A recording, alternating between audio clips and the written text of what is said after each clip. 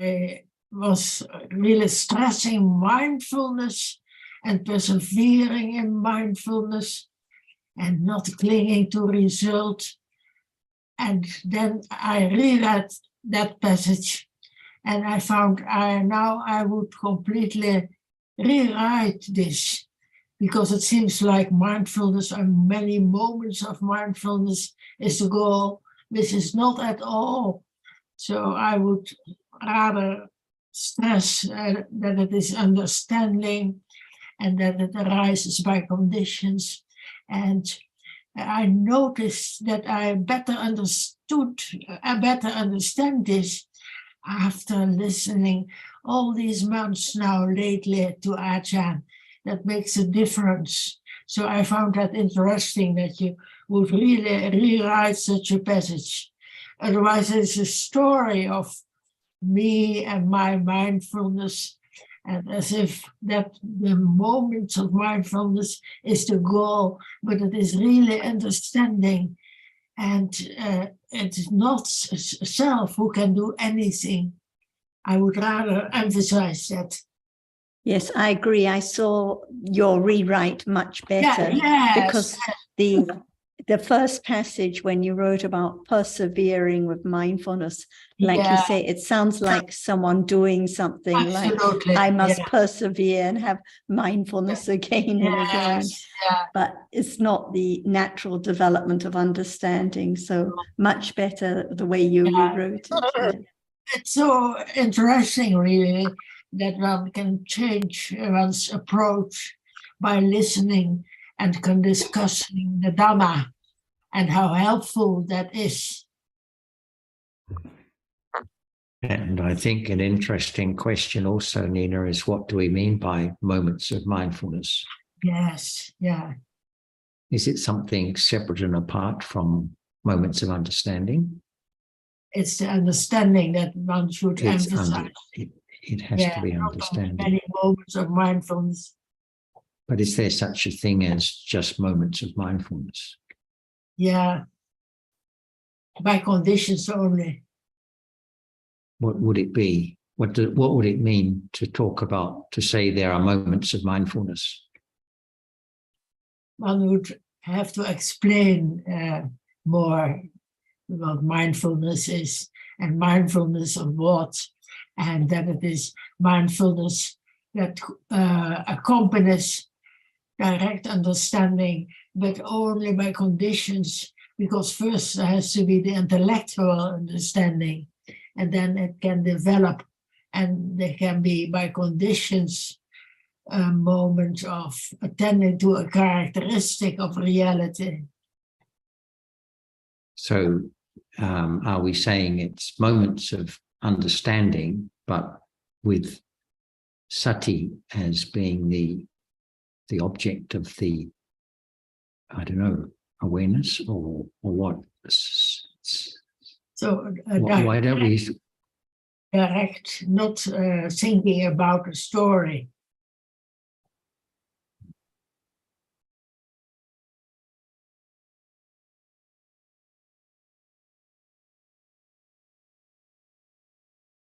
And I thought the end of the discussion on Thursday was very useful, because like when Ajahn was talking to Alan, because we think about the stories of someone being in shock and being interested in Buddhism, or someone being rude and how I will react, or others who don't understand the Buddha's teachings, or the long stories we think about the different people in the different suttas, but we forget all about what is now and what it is that should be shared with others. It has to be the understanding now. If there's no understanding of the seeing now or the hearing now, and there's thinking about being continually mindful, or thinking about all these other stories about people and situations, then the understanding never comes closer to the truth. So it has to be, the understanding now, so that it can develop. And some people are experts and keep in different parts of the Tipitaka, but no understanding at all about the truth now. So it has to always come back to this moment and what appears now. So it was a good discussion when Ajahn was asking Alan, well, what is now? What is now? Because this is the point. Nothing else matters at all. Yeah, very good. Just a quick point, if I may add to that, Sarah. Yes, that is important, what you've been talking about. However, you seem to be somewhat dismissive of what's in the teachings, because these upamas, like for example in the Kakachupama Sutta, yes, it's true, Ajahn is correct and important that she focuses on what is important as to the present moment. But many of these inverted commas stories, as you may call them, yes, and there are stories, and there are stories, and there are stories. An upama is a story or an analogy of what happened, of what, like the source, sort of, and they can be very poignant reminders and pointers to what's relevant and not to be forgetful of. So we can't just say this, and the suttas are full of these upamas, these analogies or these stories or parables, if you like. And all wise teachers have used them. There's nothing wrong with stories in that sense. Some stories aren't very helpful, I agree, totally. But you seem to be quite dismissive of stories where Angulimala or whoever. And I don't think that's, and personally, I don't find that helpful. The point is that if the considering of the story doesn't point to this very moment as anatta, then it's not of any value. So the purpose of the teachings is to understand this moment now, the seeing now, the hearing now, the anger now, the lack of patience now, as Dhamma, anatta, not self. I'm going to ask Ajahn to add more.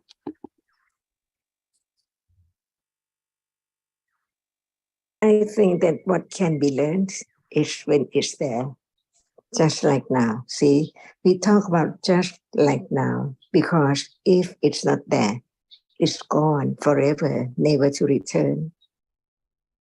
Just to remind of the truth of this moment, what is there is not clearly understood yet, even it is there. That's why, what is the meaning of each word of the Buddha? To think about, to consider the very, very subtle truth. For example, whatever is now appearing does not appear well. What does it mean? And what does it mean well? How well? Is it enough now or not yet? And when it will appear well? Because if we understand that this moment, whatever is there, does not appear well, because it does not appear as it is at all. It appears as something with shape and form, nimitta, thinking of such and such story. But what is there so true that it can be the object of understanding, because it has its proper characteristic. Its appearance is different from the other. For example, how many times we heard about what is seen is only that which impinges on the eye base, just very short term. But the truth is that is when it appears well, as it is. And now the understanding of that which appears is enough to understand that we live in the world of darkness, of ignorance, of story, of people and things around from moment to moment. So that's the meaning of whatever appears does not appear well at all. Each moment, just to be reminded, to understand the truth that is so very deep. And how come to appear well? When they are together, many things, they cannot appear well at all. But when there is the understanding of what is there now, that which is seen is that which is the object appearing only so short. So it does not appear, and it's very short. but it appears as it's there so long, no matter when it's touched or seen or heard so long, but we think that it's so short. But in truth, it's so very short, much shorter than we can imagine how short it is. Because what appears now appears together with the other, but in truth, only one reality at a time. That's why beginning to understand, we live in the world of ignorance, of people and things sorry about whatever appears as a dream, dreaming about such and such nimitta, which appears as something all the time. But in truth, if there is the understanding of a little more of what is there as a self, the reality which experiences an object is there now. And without, how is it? How it experiences an object, just only one. And for example, the chief of experiencing, how chief it is, because it's just like now, but not enough understanding or attending to consider the truth, that the truth cannot be changed at all. Only ignorance is letting go little by little, and understand a little more.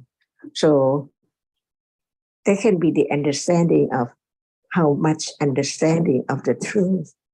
That's why do not be careless or underestimate that we have the understanding of such and such enough. But even this moment is not clear as it is, because it's always something. No matter at moment of seeing something, no matter at moment of hearing, it's still something or some story, touching, thinking all the time. That's why beginning to understand that so much ignorance in a day from birth in any moment. So just understand little by little what is that is only a reality that can be known by a little more understanding of each one as different ones. Very little, gradually washing away, clear away the dust which is there. So very thick in mind.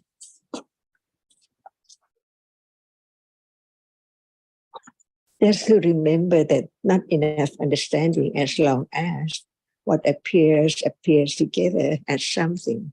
That's why beginning to understand each reality as it is, so that it can condition moment of understanding just only one reality at a time.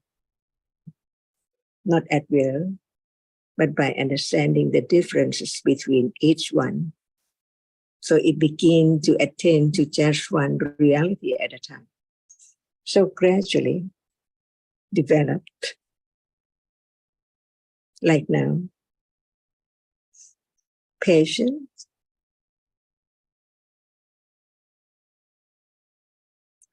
it's there, arising and falling away.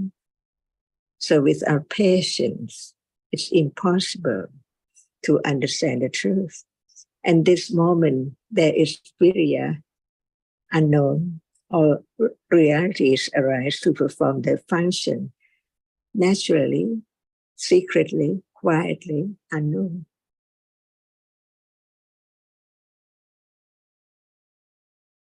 What can be known is that the moment of talking about the truth is different from moment talking about the other thing, or sorry, about what we like as usual, but just about that which appears, not that which does not appear right now.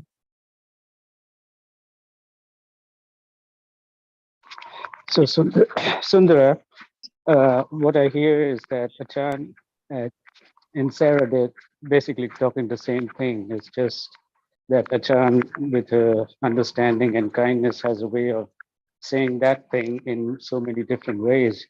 And what Sarah keeps reminding us is probably the same. She just has one way of saying it, but it's the same thing. It just depends on the understanding of the listener.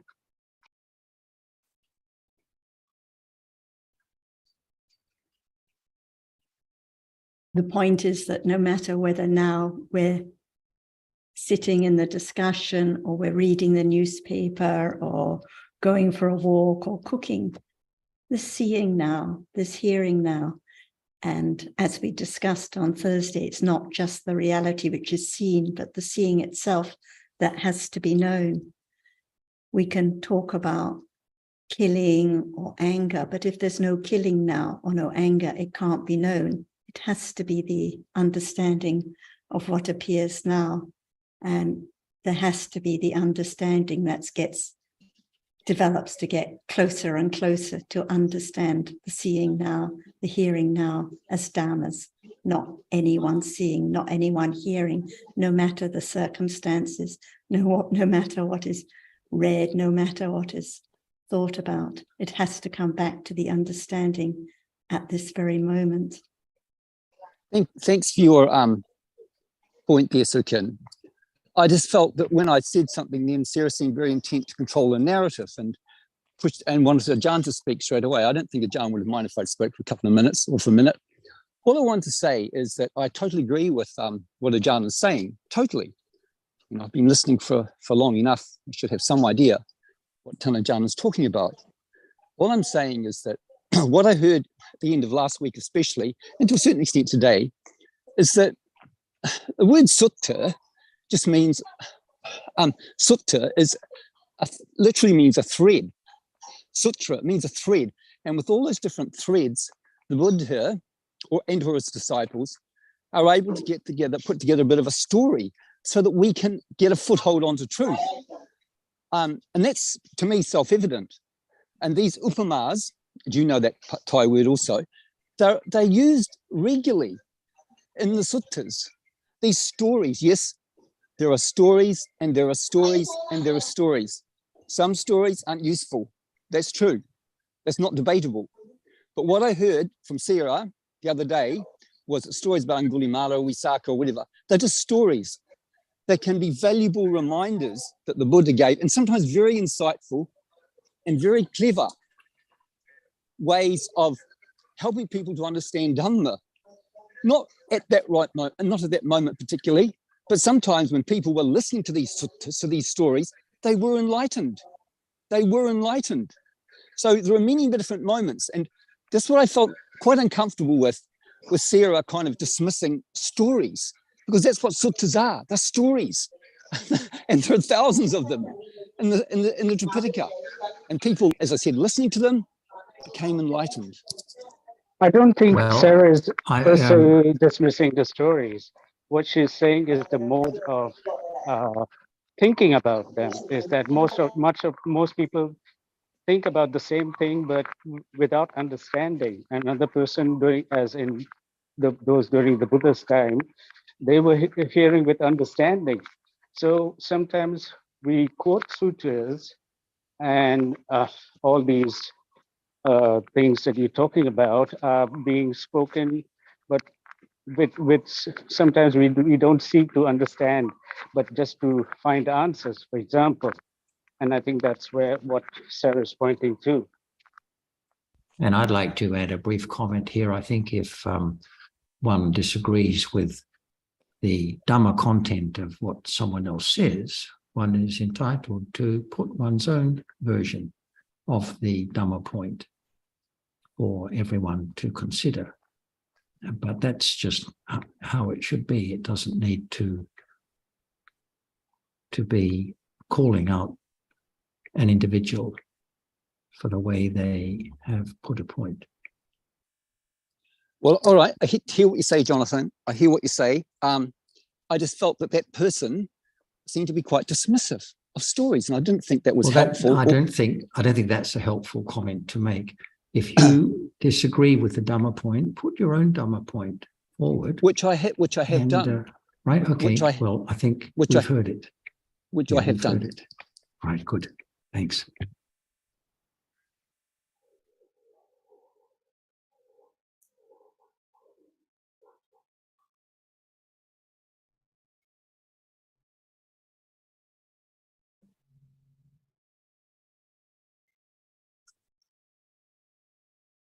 Tin, I think you mentioned that you have a question you would like to bring up for your mother. Would you like to go ahead? Hello, yes, please. The question, so I'm kind of quoting her. So her question is that she said that in the Tipitaka, Buddha said that there will be like the next Buddha, and she's wondering if there are any more detail in the Tipitaka. Are there any more detail about the next Buddha that we could read about? So I asked her, like, what's the motive behind that? Because I think that's the more interesting place to study, you know? So she said that it's like for people who study Dhamma intensively, like she studied every day, like almost like all day. She reads a lot of Tipitaka, and the like for people who study like really intensive like that, shouldn't like we know who the teacher is, understand him, like what he have done and where he came from and all that. So I guess the main question is that is it necessary or helpful to know the story behind the teacher of the teaching? Thank you.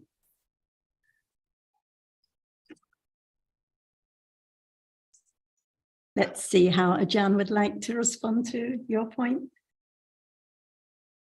Okay, no matter we heard about this or that in Tipitaka, Jataka, and Sari, what is the point? It depends on understanding.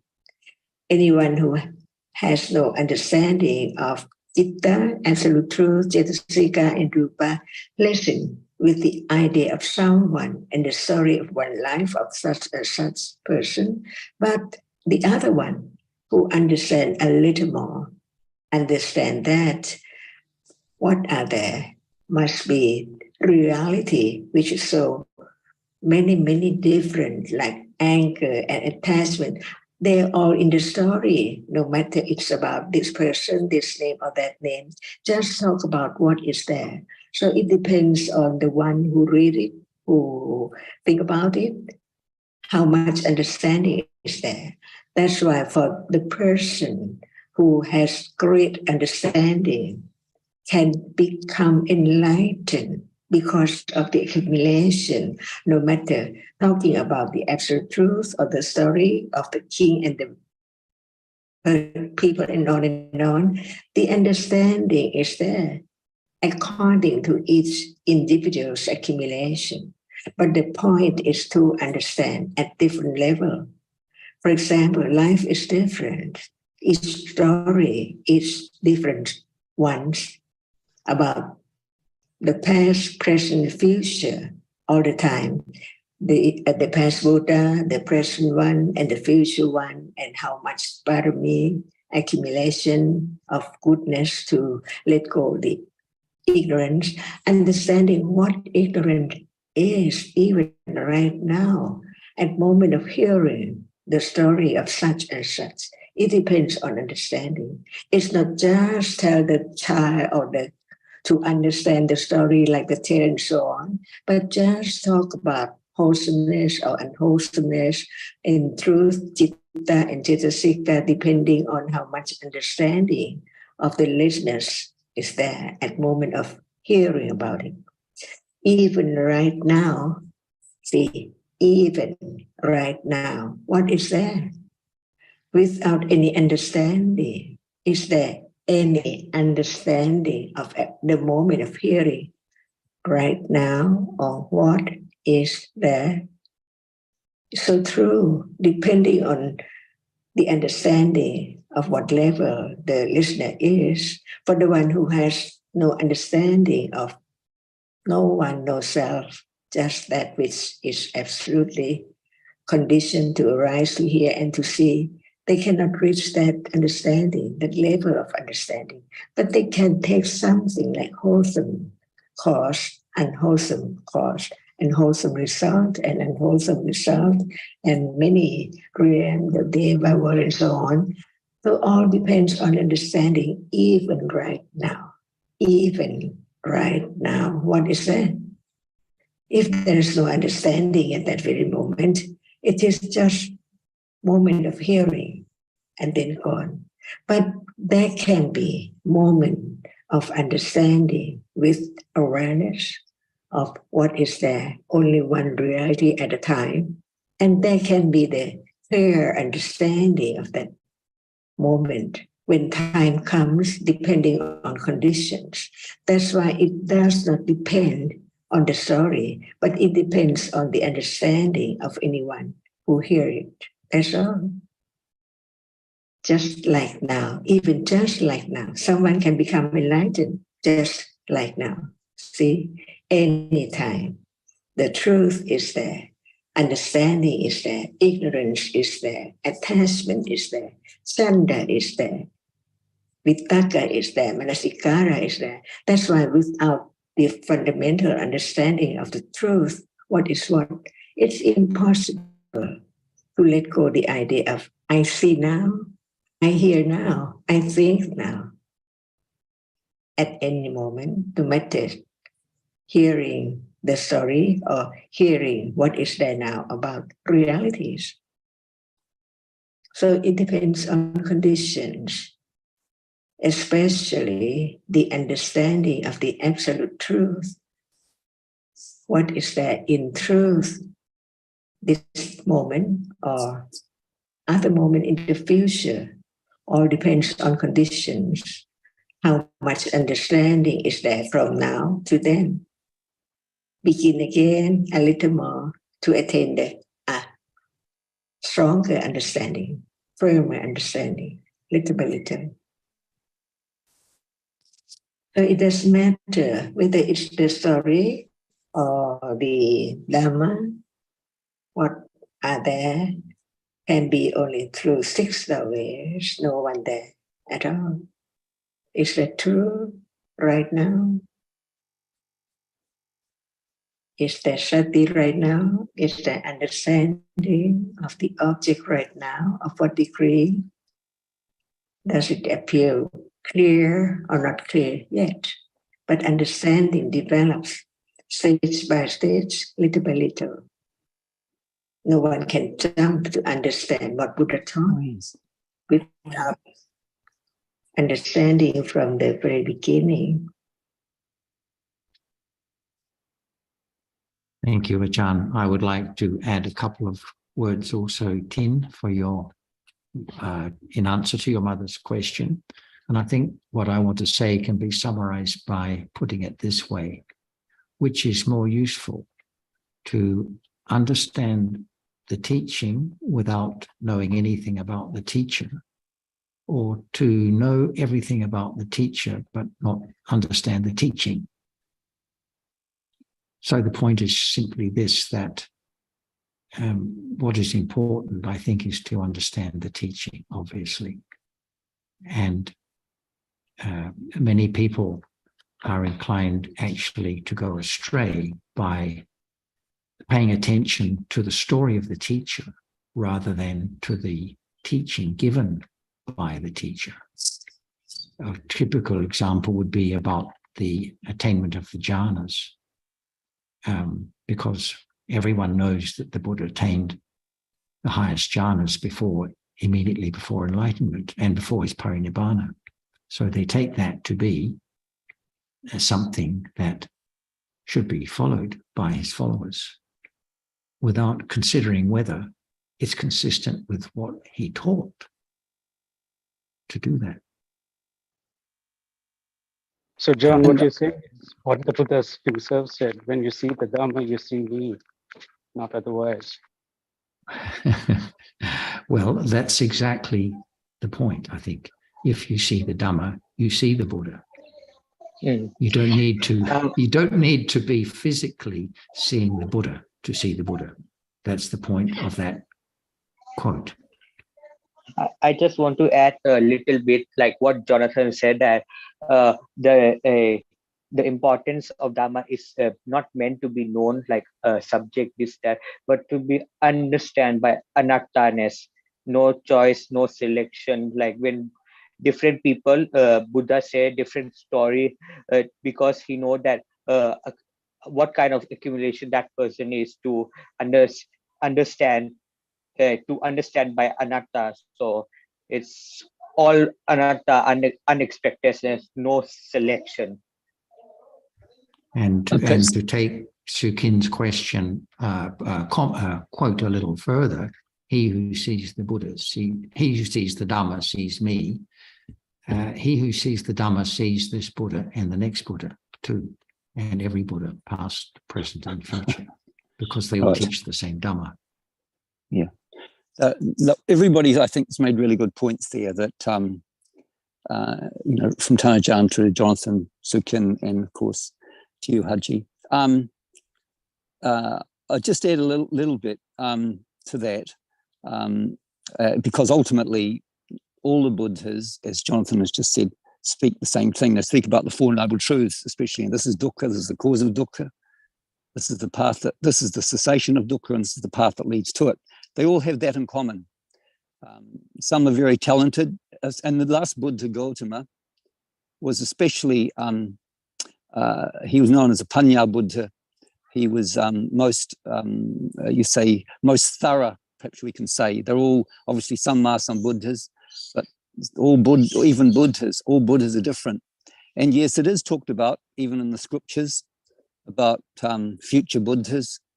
But we're in a very special time now. We've got this Buddha's teachings, and that's the important thing, to use the wisdom that he has shared with us. And as has been pointed out, it's easy to get sidetracked into what the future Buddha will say, because we know what he will say. He'll be talking about the Four Noble Truths. Yes, there'll be different personalities involved.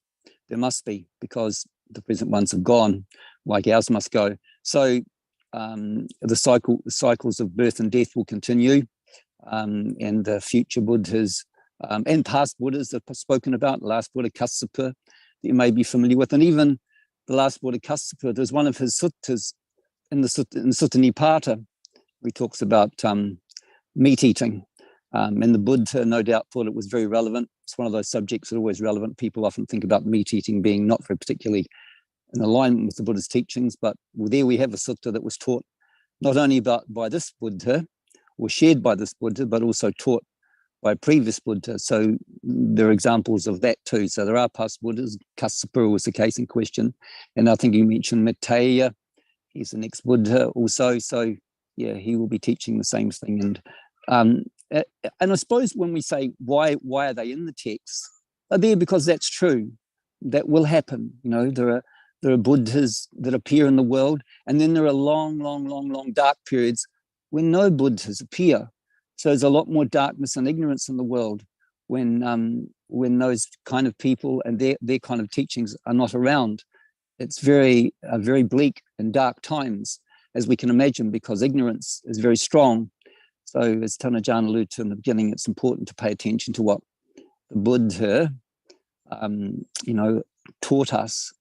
And yes, those other, we might call them stories, but they are in fact true. And for some people, they can be helpful for whatever reason. We're all very, very different. Each person, we've all got totally unique, different tendencies and types of personalities. And those kind of sutta are shared for people's edification at certain levels.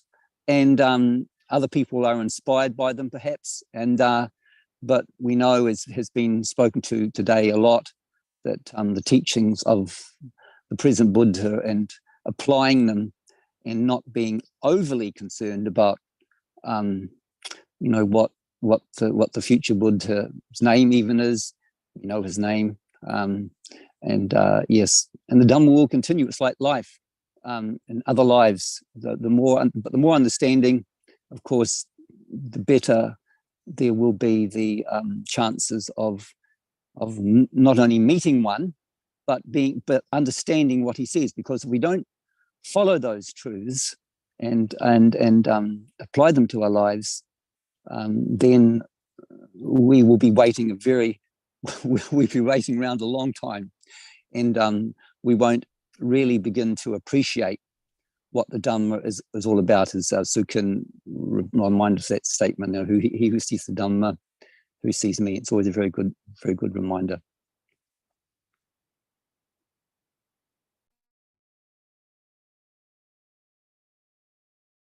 And I think the point, Tin, is that you said that your mother would like to know more details, but knowing the details is not the same as understanding realities. And your question to her, what is the motive, is an important one, because usually there's an idea of someone there, someone here. What about my rebirth? What about meeting the next Buddha? And so on. Just a lot of stories about I and the other, instead of just understanding at this moment. What about the wishing now, the clinging now, the wanting to work out the details now? So it comes back to this moment to be understood. And I could think there might be another meaning of details you'd like you yourself and your mother to consider, is that details is not all these things, the stories, how many things, what happened, what didn't happen, and all that. But details is, for example, such as just one Dhamma, seeing. Seeing is a Dhamma, it's a chitta, it's an ayatana. This is the kind of details that need to be understood more and more gradually.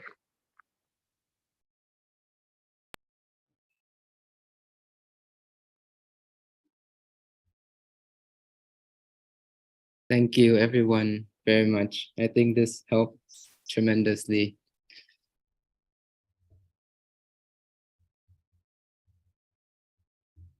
Thanks for the question, Tim. So how will you summarize the answer to your mother? I'm just gonna give her this video. That's an easy way. Video. Because I'm sure right now there's not enough panya to explain all of this, but I'm sure if she watches it, it will help her.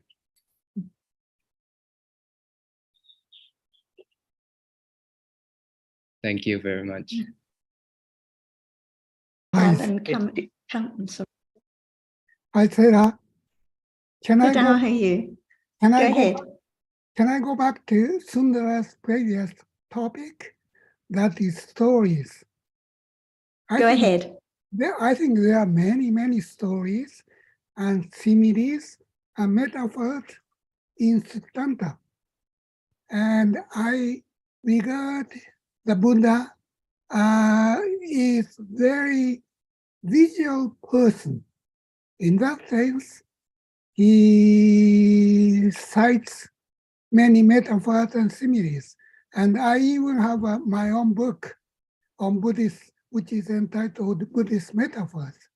And these metaphors and similes are very powerful tools to understand Dhamma at this moment.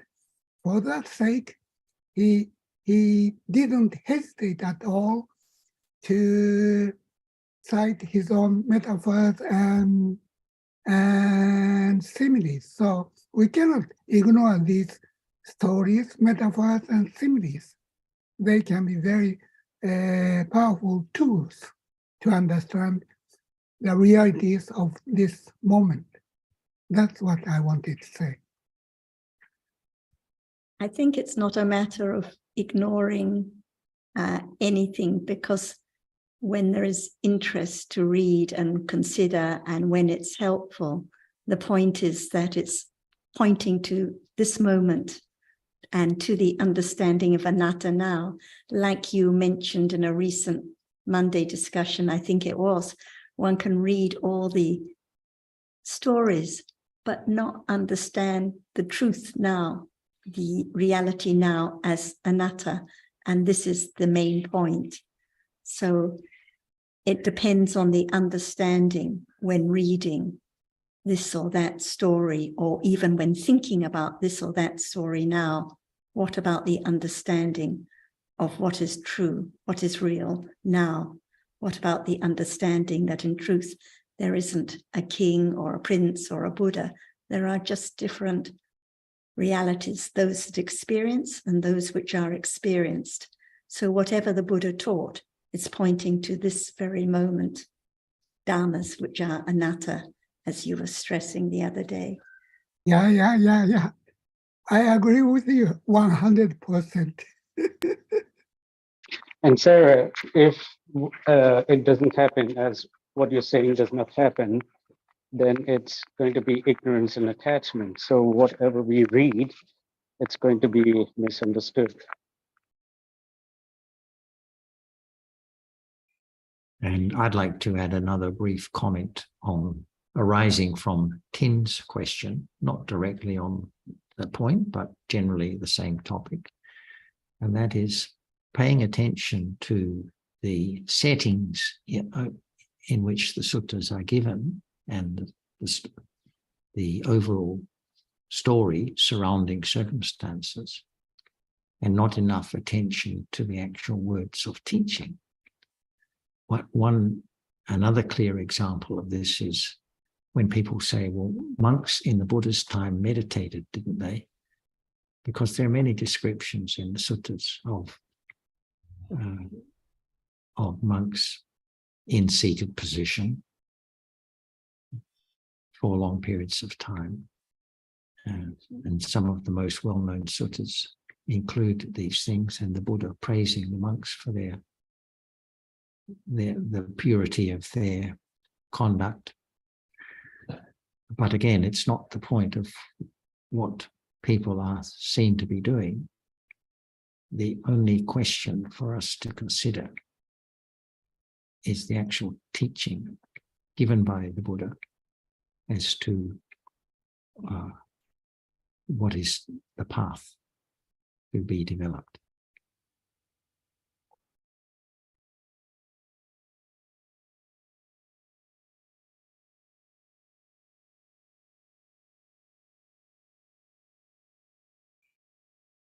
And John, wouldn't you say that once that understood, I mean, needs to be a particular level, not just because if it's too little understanding, there's bound to be forgetfulness. But once it's understood, then reading anything, not just the sutras, even the newspaper, can be a condition for understanding.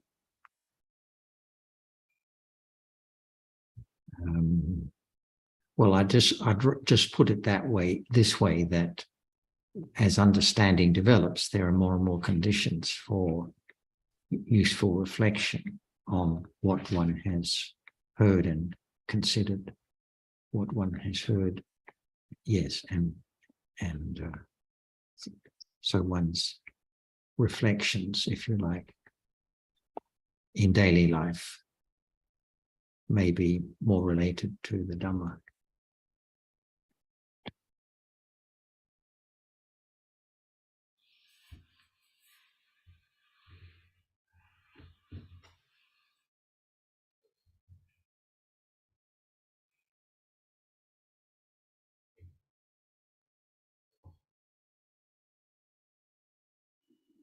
Hi, Sarah. I have one question. Go ahead, Tadao. Recently, in Kun Su Chin's Thai discussions on the internet, there is one topic which I couldn't quite understand. That is the difference between Attanaditi and Sakayaditi. I cannot see the difference. Could you please explain what they are? Yes, Sakayaditi is the wrong view about the khandhas that are taken for oneself. For example, the hardness that is touched when touching one's hand, that is taken for being a hand for something, that is Sakayaditi. Or the seeing now, that is taken for my seeing, but it's actually just seeing, the reality of seeing, but it's taken for me, for my seeing. This is Sakaya Ditti, whereas Atanu Ditti includes all wrong understanding of what is taken for someone or something, not just for oneself. For example, the hardness of the table that is taken for something for the table, but actually it's just hardness that is touched. It's just patui dhatu. So as soon as there's the idea of something there, long before there's any word, it is Atanu Ditti, or the visible object that's taken for someone, for Jonathan, for Nina, but it's actually just visible object that's seen. It is Atanu Ditti. So Atanu Ditti is much broader. Sakaya Ditti just refers to the taking of the khandhas for oneself, for one's body, for me, or part of me, whereas Atanu Ditti includes the taking of anything that's seen or heard or smelled or thought about for something, for someone. Oh. Okay. When there is Sakaya Ditti, then there must be all kinds of Atanu Ditti. There must be the taking of something for the table or for God or for other beings or for chairs and feet. So all wrong views stem from the Sakaya Ditti. Oh. But I think it needs to be said that for both, we're talking about wrong view. Oh. So it's a subset of wrong view in general. Oh, yeah. So if one understands what wrong view is, then these two kinds relate to different aspects of that. Okay, okay. I have my own simile or metaphor of wrong view. That is, I have my own model that is called Swiss Army knife model. So we regard ourselves as if it is a Swiss knife. So there is a self supported by our own brain, and which consists the body, the main body of the knife, and other peripheral gadgets. 5 peripheral gadgets can be manipulated simultaneously. So that is my own model. And as long as I have that kind of thinking or model, doesn't matter how much I develop sati and panya, it never works. So that is a sort of a deep-rooted concept of self. And the reason it doesn't work is because it's the idea that I can develop or I can do, and that there is this Swiss Army knife, there is a self and a brain and a body and all these parts. But in truth, they're just different khandhas, different rupas arising and falling away, different chittas and chaitasikas arising and falling away. Yeah. No one here, no one there, no body, no brain, no self, no one that can do anything.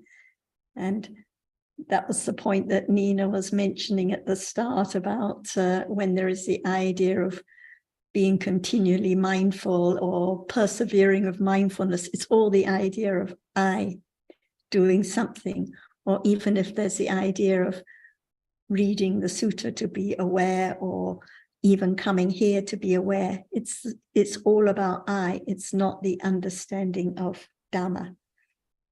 Exactly. Okay, thank you very much. Good points.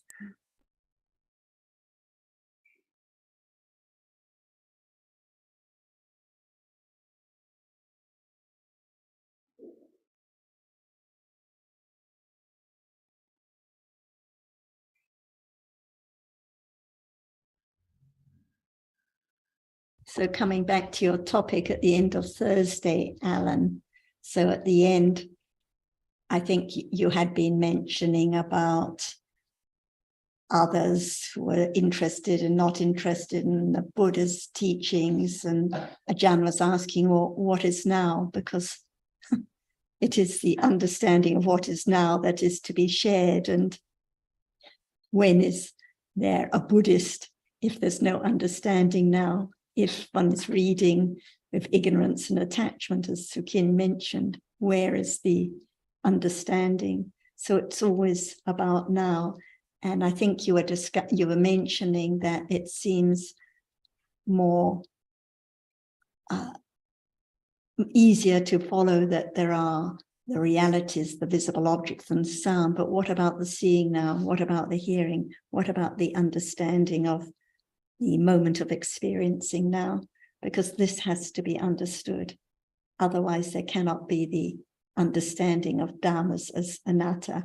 There will always be the idea that there will always be Sakaya Ditti, taking it for someone that sees or hears, if there isn't the understanding of seeing itself now, hearing now, other chittas arising and falling away at this moment. Do you have any further comments or any other questions you'd like to bring up? Well, firstly, to go back to, I suppose, Sundara's original point about that parable of the saw. And I find that was very powerful, because as you've said, as Ajahn suggests, actually for me, that also points out realities, because we, in our daily life, we get angry. And in actual fact, nobody can adhere to the parable of the saw, because everybody will get angry, because anger is a conditioned reality which nobody can control. So that sutta, even though it's using conventional terms like saw, limbs, etc., stories, those stories are referring to the Dharma. And I remember Jonathan once said that actually Abhidharma is in the sutta, and you can see Abhidharma in the sutta. But the Buddha did point out realities using conventional stories, if you like. So I can see that, because we all live in the conventional world, we walk to the tube station, etc., everything, we live in the conventional world. So what we have in the suttas are these stories pointing out, leading to the realities. But as you say, the entire teachings is about the reality of this moment, not the story. But the Buddha is using these stories conventionally to push people towards, or point out the realities of life. I remember there's a friend of a friend, and she said she was interested in Buddhism until she saw what was happening in Myanmar. So she never even begun to be interested in Buddhism. She didn't get to that point where she was even listening, because of the reports about the Buddhists in Myanmar killing and expelling the Rohingya people or whatever. But that parable of the saw might have been useful for her to show that killing anybody, or even being angry toward anybody, is not the Buddha's teachings. So that what was happening there was not reflection of the Buddha's teachings. So the story has, a benefit at many different levels. But as you say, it has to point to this moment. Otherwise, it's useless. It's meaningless. It's just remaining in the sea of stories, if you like. So going back to, what we talked about last week.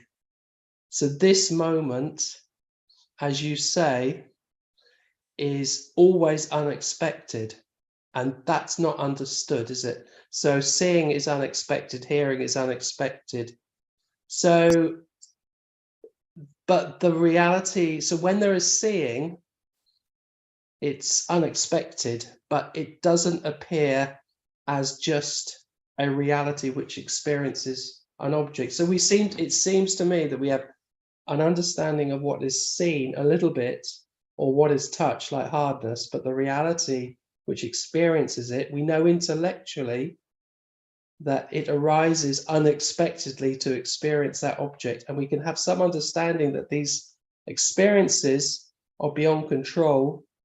They happen whether we like it or not. Suddenly we'll have a smell, suddenly we'll have a taste, but that actual reality the citta does not show up, even though the cetasikas, like feeling or a like or dislike, we seem to have more understanding of those than the actual reality which experiences. So the citta is the reality which experiences it's innermost, isn't it? It's really hard to understand that reality, and yet it seems easier to understand the cetasikas and the rupas, or to begin to understand. So the question is, why is that citta so difficult to penetrate its understanding by direct experience? Citta is difficult and subtle to understand. Why is that? Because ignorance covers it up.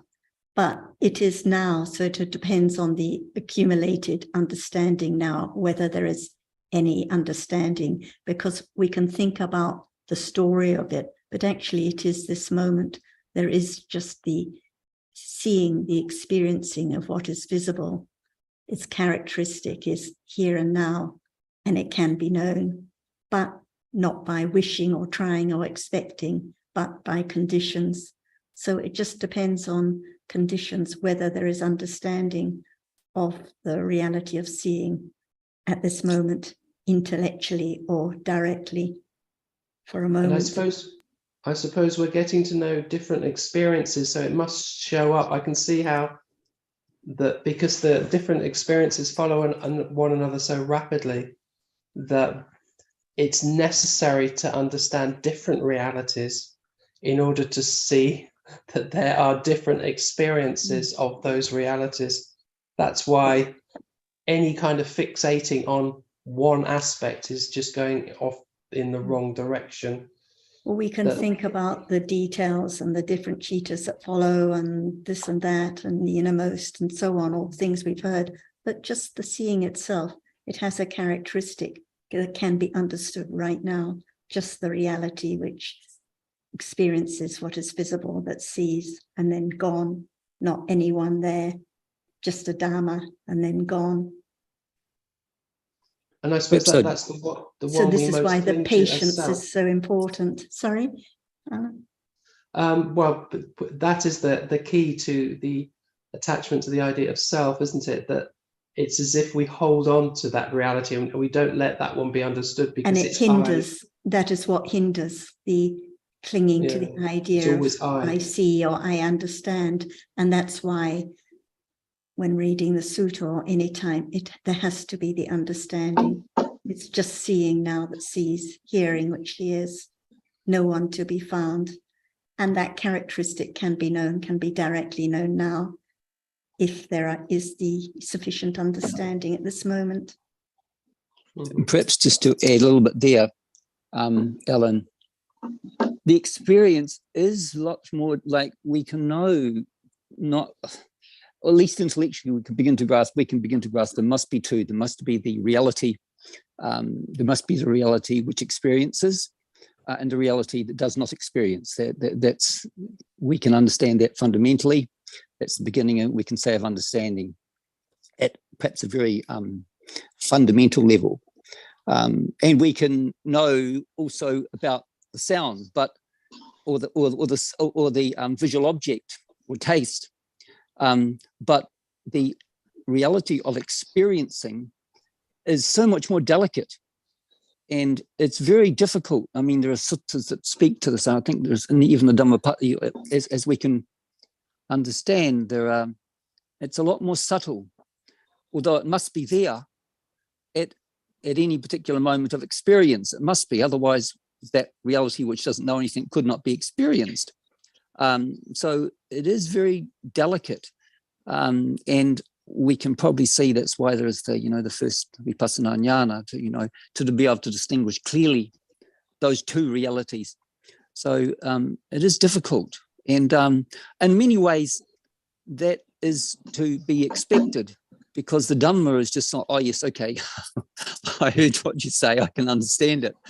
We put the theory in place so that by degrees we can apply that theory, and eventually, hopefully, and confidently we can know that the experience of that reality, which experiences, or the knowing of the reality which experiences, can be known, and we can appreciate that that will take time, and that's what we've, and Tanajan and Sarah and others talked to us about, how important it is to bear in mind what the present reality is, ideally, but we can be forgetful. I certainly know I can be. So it's a very gradual process, and great patience is called for. Sorry. I want to add something as well. Alan, when you're saying that cheetah are subtle, but actually all Dhamma are very, very subtle. And then it wish that you're saying that it's necessary to know that, know this, but actually Dhamma are Dhamma, no selection. And it seems like we determined to understand that thing and all that, but that is wrong. It's all anatta, it's not choosing. It's not that choosing that should necessarily be understand. So to develop this and that is actually wrong, because it's against Dhamma that are anatta. And I think what Yes. Achan keeps reminding us about never considering the chitta, that experience, is just a reminder how little the understanding is in general. Because I think if there was really understanding about rupa, which in fact is very subtle, as Haji was saying, then there would be a turning of attention and interest to understanding the nama too. Yeah. Yeah, take that. Yeah, all dhammas are subtle. Yeah. I think you've made a good point there, Haji, that all dhammas are subtle. Yeah, we can think some are less subtle than others, but you're right. I agree with you. All dhammas are subtle, and Yes. and it must be so, because Yes, the dhamma yes. is subtle. Yeah, so that's a good point. I appreciate what you said then. All are subtle, not only just cheetah. How can Dhamma be easy?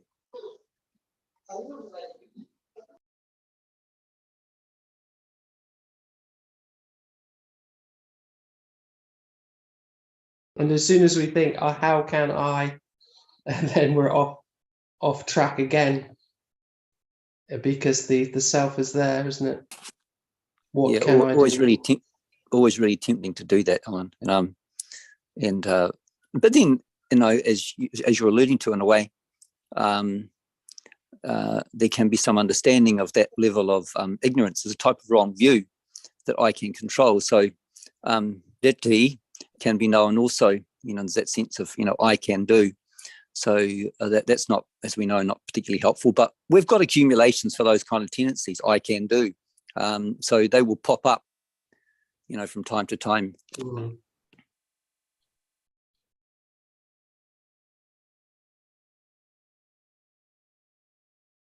And now, Alan, it's just hearing different from all the thinking about the sounds, the meanings, the stories about what has been heard.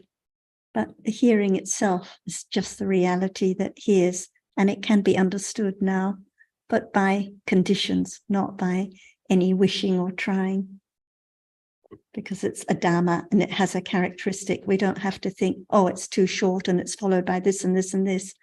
The hearing itself has a characteristic, and it appears, and it can be known even now when it's time. And it has to be known.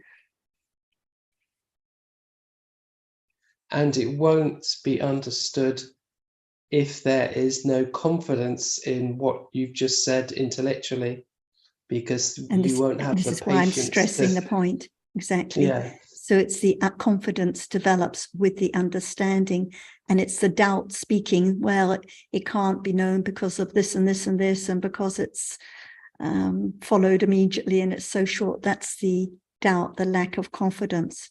But actually the characteristic itself appears and can be known. And then it's such a relief, because it's clear that it's so different from all the thinking. It's just the reality now, which hears and is gone. And it's the world at this very moment. Mm. I was interested to last time that Ajahn was talking about wealth, and actually we're only wealthy at the moment of thinking about wealth, and that thinking goes immediately. So if we're making coffee, we're not wealthy because we're not thinking about wealth. And that's quite a nice little reminder, is that we live in the story of permanence, but the reality is gone. But the idea of wealth or house or table, it's always there, isn't it? It's in our mind, the back of our minds, they're always there. So to begin to turn towards understanding this moment as impermanence, that's very subtle and difficult. And that's why Ajahn stresses, and why the Buddha stresses, never mind about the story, what about what appears right now? Because yes, this person, that person, the money in the bank, what is going on in our lives or other lives or past lives, it's thinking about the different stories, but what about the understanding of thinking now? This is the reality, the hearing now, which hears the sound, the world at this very moment. And this is the heart of the Buddha's teachings. So, Ellen, what's actually always there, I mean, not always, but around the corner, is attachment. Yes, yeah. Yeah, that's why it's the first utterance of the Buddha, wasn't it? That the house builder, it's attachment. Yes.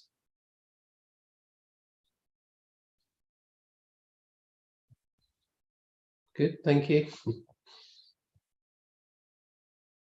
You were talking the other day about, well, others who are not interested in this and that. The problem is actually not the others. It's the attachment now. It's the attachment that minds what others think or say, or what their idea is, or whether they agree or disagree, or whether they have an interest or see things the same way. So all the problems come down to the attachment and ignorance now, which cover up the truth, cover up the hearing now, the thinking now, the ignorance now. Yes, So and what yeah, that attachment is also conditioned. So there's nothing you can do with the other's attachment. You can't do anything with your own attachment. So whether somebody's interested or not is there by conditions, and it cannot be altered. So the understanding has to come back to the world that appears now, not the other's attachment or problem, but the thinking about it now, the seeing I seem to now, remember the a hearing. sutta about Sariputta who tried to convert people, and the Buddha rebuked him, something like that. But he was trying to convert everybody he came across. But so even though he was enlightened, he still was I don't know, trying to sort of get people to listen, to be interested. I think the point was that only the Buddha could understand all the asya, anusya, or the tendencies of all the listeners, and what was the appropriate point to stress at that moment, or Yes, that's to a good say point. or to not say. Yes, it wasn't up to. And am I right about Sariputta that actually he didn't become enlightened through listening to the Buddha, but through a Buddha's disciple? That it was it Kondana that he became enlightened Asaji. because it was Asaji, yes. When he Asaji, listened to okay. Asaji, Yes. he became a Sotapanna and then became a Buddha, became an Arahat when fanning the Buddha. Right. So When listening to that Dhamma. I was just going to say, Ellen, in the case there of, I don't think he actually tried to convert. I mean, you might be saying it slightly differently to what I've heard it. He did go back. He was so moved, obviously, by the Dhamma, subsequent to becoming enlightened, that he wanted to share it so much with, initially with Moggallana, who became also a Sotapanna after hearing those very famous words, Ye Dhamma, we're going to them all, Ye Dhamma, he tu put boa, etc. he shared that with Moggallana, or his name wasn't Moggallana at the time. It's not so important. His name was Kolita. It doesn't really matter anyway. But he became enlightened, but he wanted to go back and see his teacher Sanjaya Balaitaputta, but he didn't want to listen. Really, he was interested in being a teacher of his own bunch, and was quite content with that lot. Actual fact, I even heard that and when his own pupils went over to follow the Buddha, he actually said he spewed up hot blood. It might be a bit hyperbolic, I'm not sure, but that's what we are told happened. So he was just so desirous, as you would be, I can imagine, to some point anyway. He still had a lot of attachment, as Sota Panadu, and so he was keen to share what he had learnt, after, of course, seeking himself, not only in that lifetime, but with his friend Kolita. They had spent, they grew up together, they spent a long time together, and they were intent on finding what is true, what was the ultimate truth. And as you said, he spotted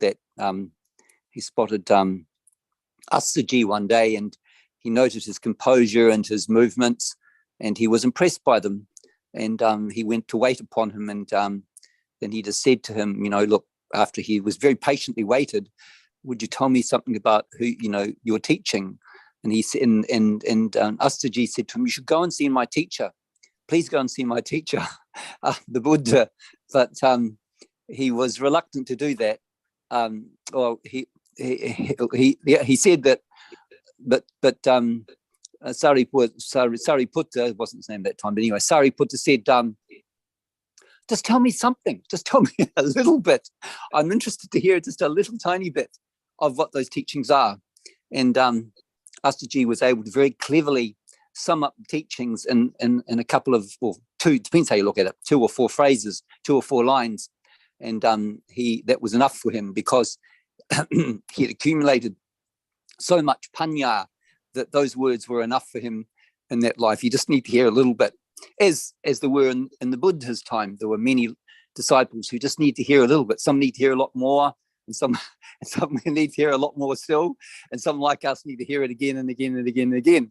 So we're all at different stages of understanding, and we can have some confidence that it is possible to understand, because from what we've learned and what we perhaps have grown into and know about our own development, we'll know that potentially we're better people. Not that is the aim of the teachings, but we can recognize that, yes, there has been a gradual, as it's talked to about the simile of the knife, the wasijata, I think it's called, that there is a gradual wearing away, even though you cannot see it. But if you look and over a period of time, that wearing away can be noticed. So that's, in some ways, that is how confidence can grow in the Dhamma. Thank you. It was very interesting.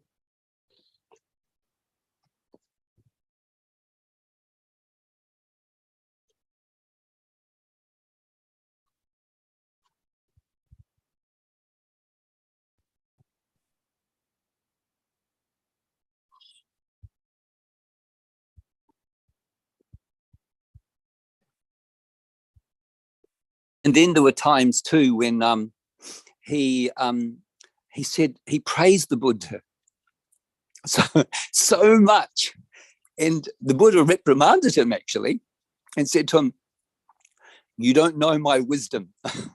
Sorry for the phrasing for us was the message. You not know my wisdom, really.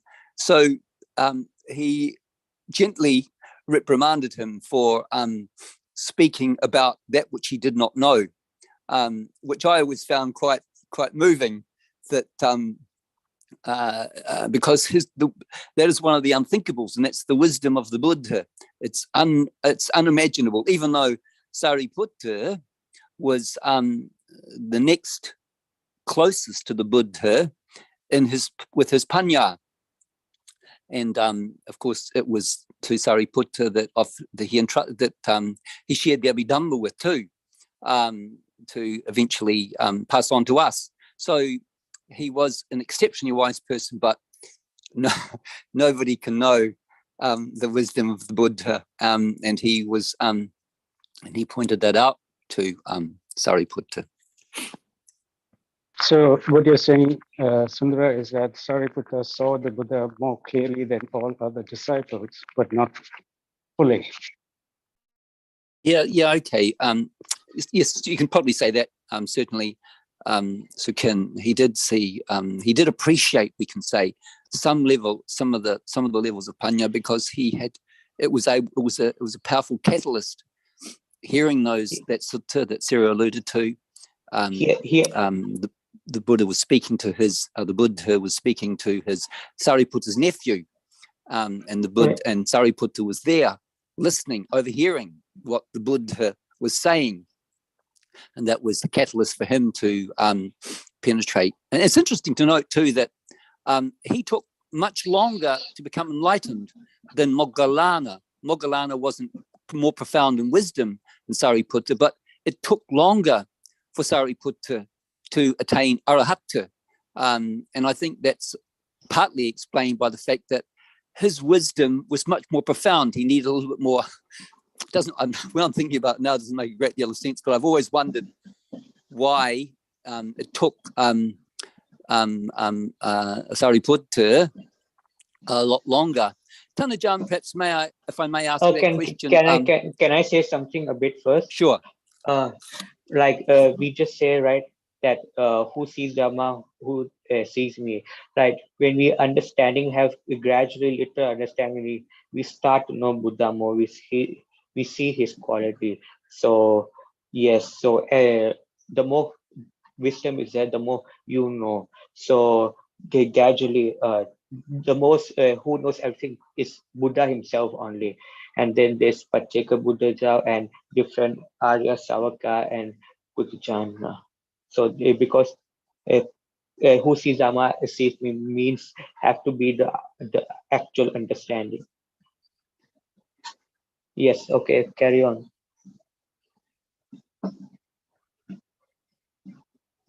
I was just going to ask Tanajan Cup, why is it that you think Sariputta, even though his wisdom was much greater, he'd accumulated a lot more panya than Moggallana, it took longer for him to penetrate the Dhamma at the level of arahatta? Can we know Sariputta now? No, we can't, Tanajan. Let's his personality is long gone. How can we know him? Well, we can understand the Dhamma easily, but I was interested in that particular story, as we've alluded to today. I was wondering how come it took him longer, why you may think it might took him longer. But no, I don't know Sariputta. I would have loved to have met him, and perhaps I did. I don't know, conventionally speaking, but it was always curious to me that it took him longer to understand, even though he'd more accumulated panya. It is just like who sees Dhamma, who sees me, Buddha, who sees Dhamma. Can that person see Sariputta, Moggallana, and anyone? The Samaka? I'm not quite understanding your question, Tanajan. That's why I think that Dhamma is so very subtle. If there is the beginning of understanding, to think and consider a little more of just one reality at a time, it can bring more understanding of whatever we have heard. For example, citta, see, everyone says it is so very difficult because citta is so subtle. How can it appear or be known as citta? Because it's so very subtle, because it's there all the time from birth to death, unknown. It's known when something is there, appearing at moment of seeing. What is seen is a reality, and without that which sees it, that object cannot appear at all to be seen. That's why just the idea about citta. So each word should be a little more considering so that it can be more clear understanding a little bit, a little bit. That's why even there is citta from birth to death. No one knows what is citta. Just learn about the name and the definition and its characteristic. Even is there now unknown. That's why beginning to see in life, there must be citta at any time. There cannot be a moment without citta at all. But what is experienced is not citta because it is seen through the five sense door and followed by mind door all the time. That's why, in order to understand the subtlety of Adama Citta, the chief of experiencing, what does it mean? It is there, the chief of experiencing.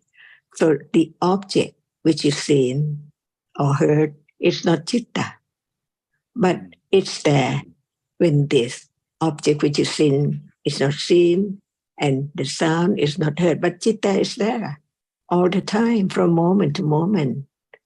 Who knows that it's there? So at moment when nothing appears, there still is citta. No matter at moment of sleeping or fainting or unconscious, there must be citta. See how subtle it is.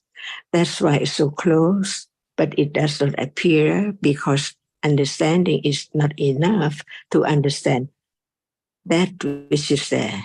Experiencing, the chief of experiencing, no matter what object is, but it's there, unknown, until nothing there as object, but it's there as a reality, which is there experiencing. The object is not known because at that moment, the citta is there. It depends on whether there is understanding or ignorance about that, which is that which experiences.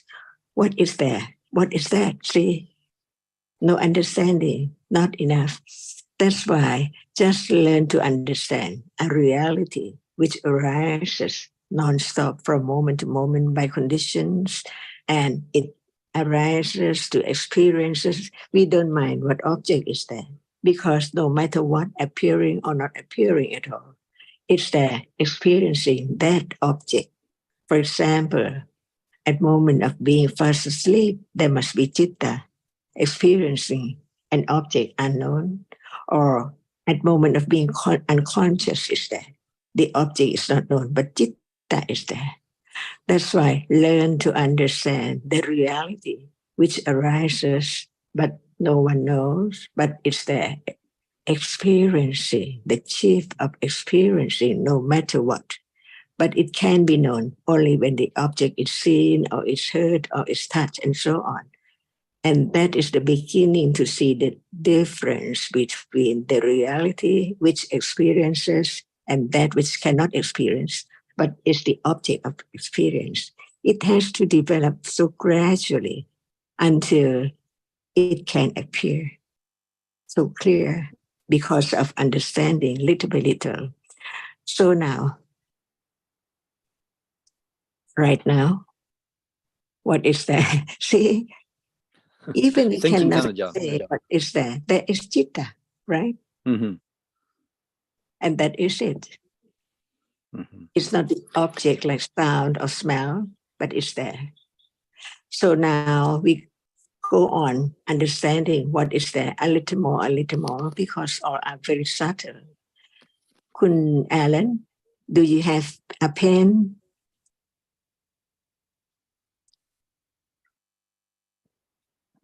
Or Kun Sukin, do you have a pen? Or what do you have now? Yes, Achan, I have a phone. Yes, Achan. You have a pen, right? Yes, Achan. But reality is not only Dhamma. Wait for Achan to say more. Okay. You have a pen, right? Yes, Achan. Is there any idea about a pen? It's an idea. Whatever I think about, it's just ideas, Achan. Even taking it as a pen is an idea, right? An idea of a pen. Yes, Ajahn. In truth, is there any pen? No, So that idea is right or wrong? that idea is neither right nor wrong. It's wrong It's a pen. Is that if right? I think Yeah. it's real, then it's wrong, Ajahn. If I think the pen is real, then it's wrong. No. Even just a pen there, right or Okay. wrong? Yes. An If idea, there's right or something, wrong? yes. It's wrong, Ajahn.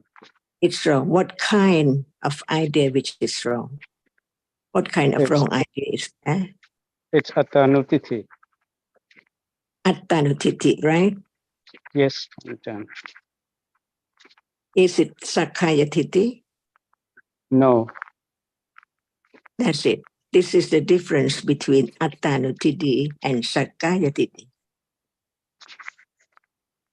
No doubt Thank you, anymore, Ajahn.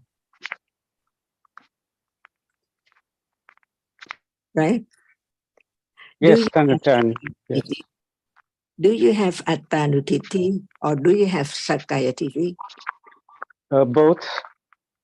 Right. Same moment or different moments? Different. When it's Sakayaditi, it's also Attanutiti at that time. Yes, But it's but not it, only Atta, it's Sakaya, mine. Mine yes, is mine, it's me. yes. When it's At my the hand, time, my yeah. thinking. Yes, Ajahn. And for Achi, Yes, do you have Sanachan. Sakayatiti or Attanutiti? Both. Both. For me, Haji is only Attanutiti. Yes. Why not both? Not just No. For Attanutiti. me, you are always Attanutiti. It's not Oh, me. okay. Yeah, yes. That's why we have learned about the 20 Sakayatiti and 20 Attanutiti, exactly the same, but they are different when it's taken from mine or the other. Yes. Each word represents each different reality, even it is wrong understanding, but it's taken as me, mine, or just a thing or something. Is that Chitta at that moment? Yes, the Chitta. What characteristic at that very moment? Wrong thinking. Chitta, Chitta.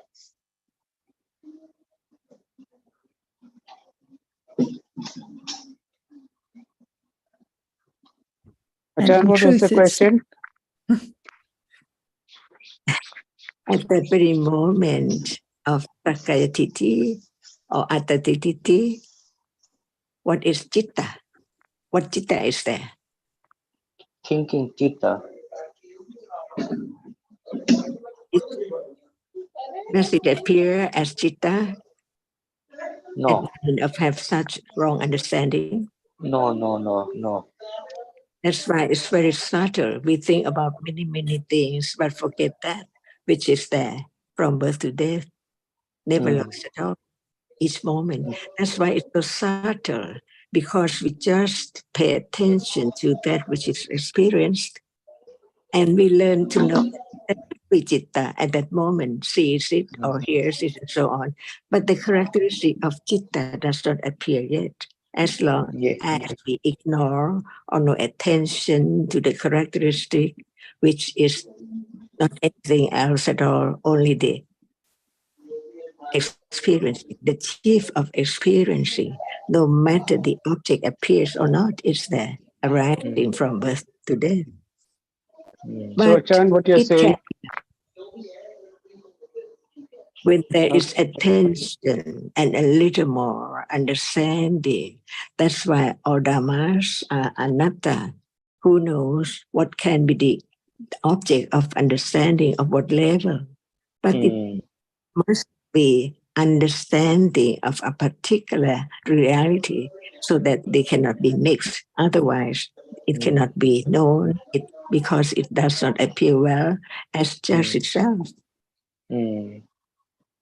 So, Achan, what you're saying is that in a day, mostly there's thinking about self and things and other people and situations, never thinking about the chitta that's thinking at that time. Is that true? Yes, It's true. It's true. Yes, yes. That's why all dhammas are so subtle. Even if it's there all the time, it's not known. Yes. Without talking about it a little more, consider it a little more, understand it a little more, begin again to be a little more at higher, stronger.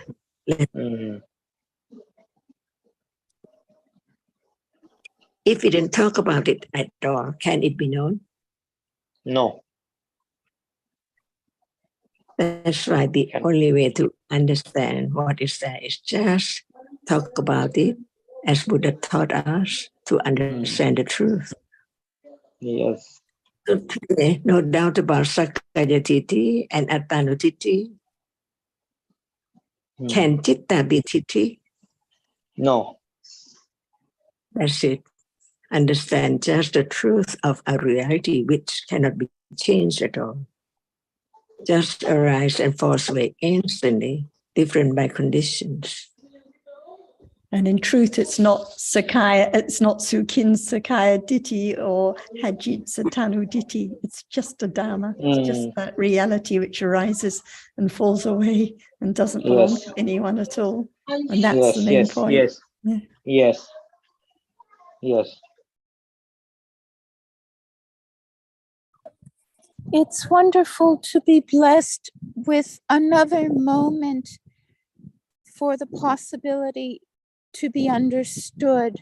If one moment isn't understood, and many, so many aren't, but the tiniest amount of understanding can condition yet more.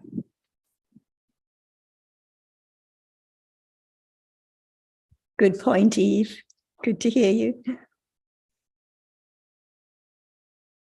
And very, very little understanding comparing to ignorance.